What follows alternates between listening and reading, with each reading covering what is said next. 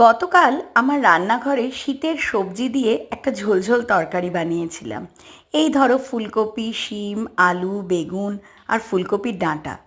বড়ি দিয়ে চচ্চড়িও করা যায়, তবে এই দিনকে আমি বড়ি ভেজে চচ্চড়ি করিনি, কারণ খুব রিসেন্টলি আমি বড়ি দিয়ে চচ্চড়িটা করেছি। তো কিভাবে করেছি, সব সবজিগুলো মোটামুটি একরকম মাপের কেটে নিয়েছি। আর ফুলকপির ডাঁটা তো এখন আর ভাপানোর দরকার হয় না, একদম কচি ফুলকপি বলে ডাঁটাগুলো আর ভাপাইনি, জাস্ট মাঝখান দিয়ে ছুরি দিয়ে দিয়ে একটু চিড়ে নিয়েছি। আর তারপরে কি কড়াইয়ের মধ্যে একটু পাঁচ ফোড়ন দিয়ে দিয়েছি। আবার কোনো ফোড়ন তুমি নাও দিতে পারো। তারপর সব সবজিগুলো দিয়ে দিয়েছি, মানে ধুয়ে রাখা সবজিগুলো দিয়ে দিয়েছি। তারপরে একটু হলুদ, নুন আর আদা বাটা, আদা জিরে বাটা, ব্যাস। এবার একটু ঢেকে ঢেকে মোটামুটি মজে এসছে, পরিমাণ মতন একটু জল দিয়েছি। আর একটা টমেটো কেটে মিশিয়ে দিয়েছি, নামাবার আগে একটু মিষ্টি, ব্যাস। করে দেখো।